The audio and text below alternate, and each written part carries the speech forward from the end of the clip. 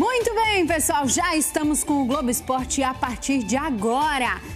Oi, gente, muito boa tarde. Nosso GE tá no ar nessa segunda-feira. Só querem saber deste som de Alejandro, o cara deste jogo, dessa vitória do Internacional. E essa vitória, gente, já vou começar mostrando a classificação do Brasileirão, porque essa vitória aí do Inter deu uma mexida, tá? Olha só, o Inter subiu para a 12ª posição, tá à frente do Grêmio, passou o tricolor por conta dos critérios. E aqui, do 8º até o 17º, gente, tá tudo embolado nessa classificação. Para este papo, eu chamo ele, Maurício Saraiva. Vem dançando, Alejandro, né? Vamos deixar assim. Vamos poupar as pessoas disso, né? Ô, Maurício, boa tarde pra ti, mas assim, Alejandro agora vai... O Alejandro é o jogador mais barato do elenco. Você se deu conta, você que é colorado, que o Alejandro é o jogador mais barato do elenco? Você vai ver que no jogo de ontem, ele participa do primeiro gol, ele faz o segundo gol. E por que eu estou dizendo que ele é o jogador mais barato do elenco? Porque comparado ao que ele está entregando, ele recebe menos do que entrega. E ele fica mais barato ainda comparado ao seu reserva, o Borré, que recebe muito mais do que entrega. O Alejandro hoje é titular porque ele cavou essa titularidade no campo. Ele demorou para entrar em forma, ao longo da carreira teve problemas com sobrepeso, no Internacional chegou à sua forma e começou a dar essa resposta. Ou ele está fazendo assistência, já tinha acontecido contra o Botafogo, ou ele faz golo, como diria a minha avó, que acaba de fazer contra o Fluminense no 2-0. Bom, outro cara desta partida, desta vitória, é Bernabei, o lateral, que está indo muito bem lá no setor de ataque. A gente vai conferir sobre ele agora. No embalo de Bernabei. Dale. Aê! Golaço do Bernabei, o Inter tá fazendo 1-0. O Inter dança pra se esquentar. Quando esse friozinho, essa vitória aqueceu o coração, papai. E pra dar outro ritmo pro time no Brasileirão. Aê!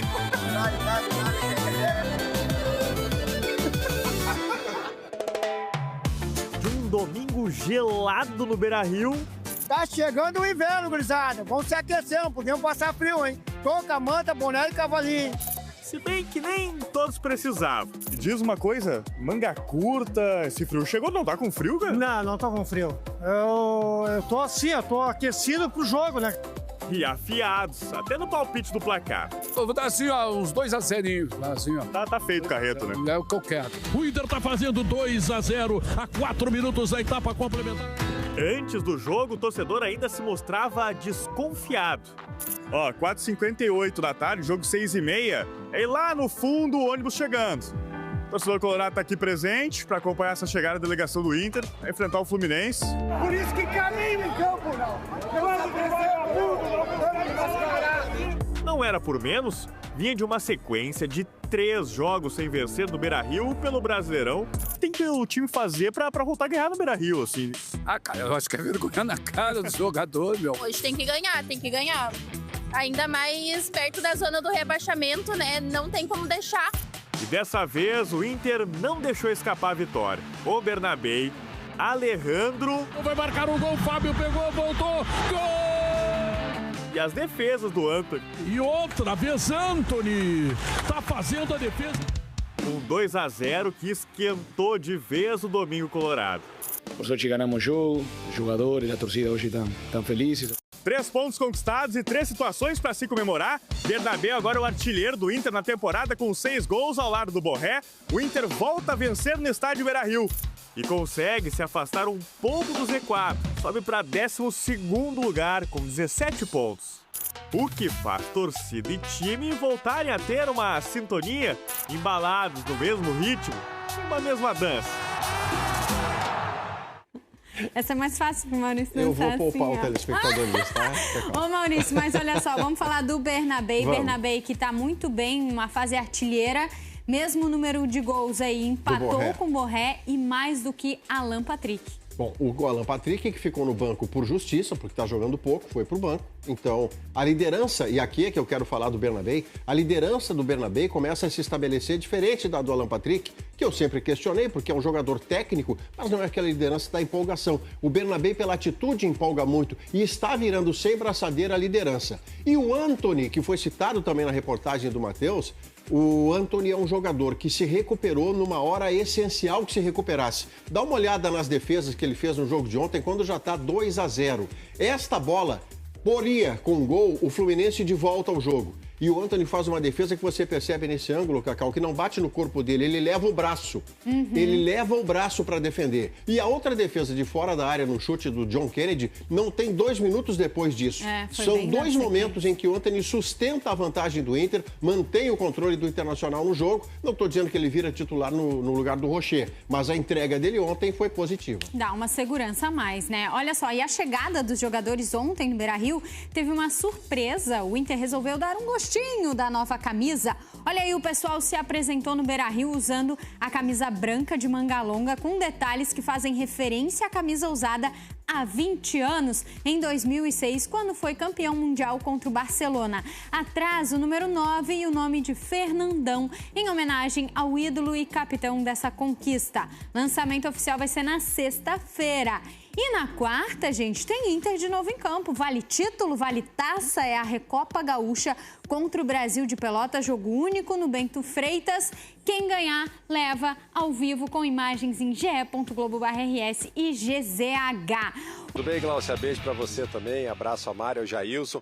Pois é, venceu, pegou o elevador e deu uma respirada, né? Talvez não tenha se afastado tanto em termos de pontuação da zona do rebaixamento, fica ali a 2 pontos.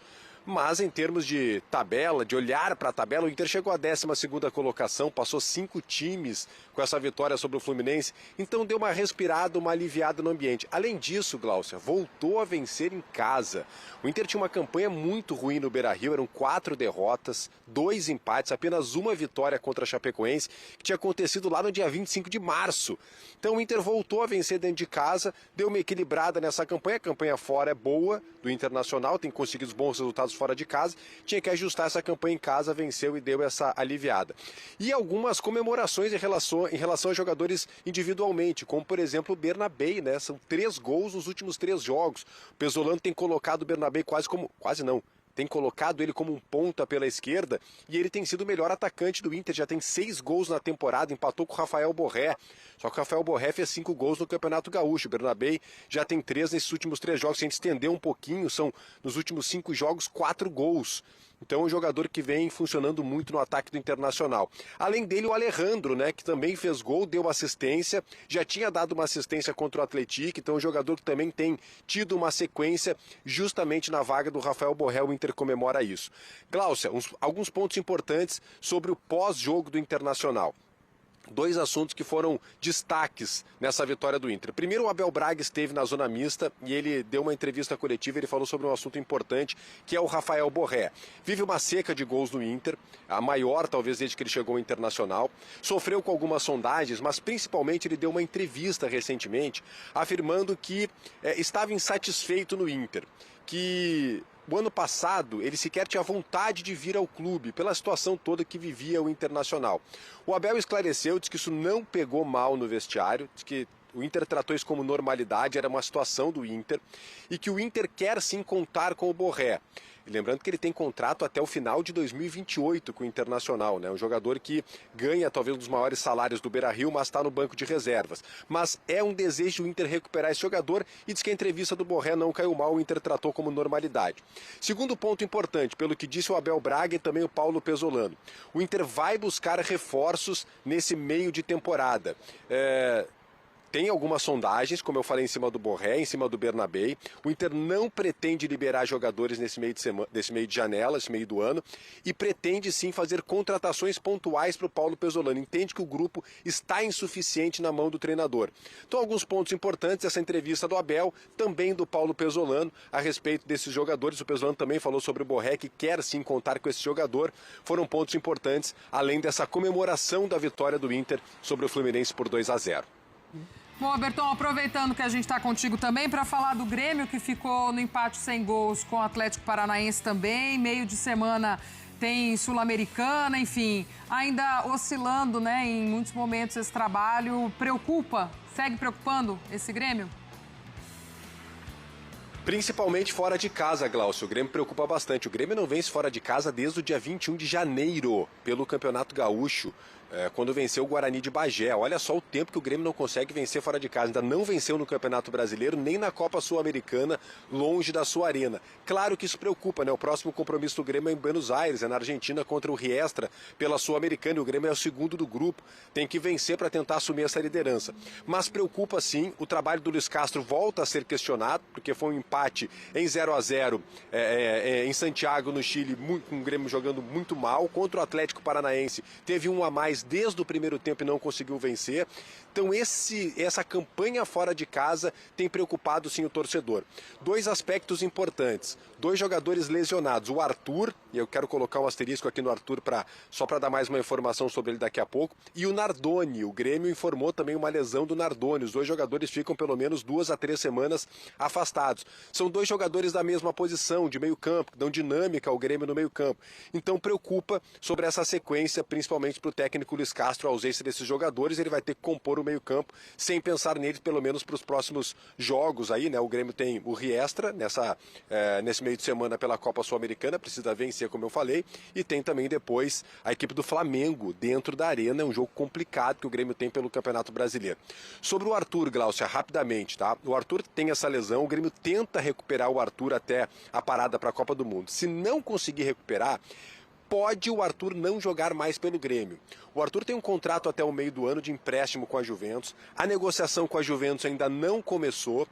Já teve uma leve conversa entre Grêmio e Juventus, o Arthur intermediando isso, mas o Grêmio não chegou a fazer uma proposta. O que o Grêmio quer? O Grêmio quer pelo menos esperar um pouco mais para saber se o Arthur vai receber uma proposta, se a Juventus vai receber uma proposta de algum time da Europa. Se isso acontecer, o valor do Arthur obviamente vai subir. Se não acontecer essa proposta, o valor baixa. E aí o Grêmio vai fazer uma investida por esse jogador. Enfim, né, ele pertence à Juventus, o Como da Itália já teve interessado, fez uma sondagem, mas por enquanto está tudo parado. O Arthur tem contrato até o meio do ano, está machucado, e se não recuperar e o Grêmio não chegar a um acerto com a Juventus, ele pode não jogar mais com a camisa do Grêmio. Fala, torcedores do Internacional, como vai vocês? Bem-vindos de volta ao estúdio do Colorado, e com isso vamos para mais um vídeo sobre o nosso Inter.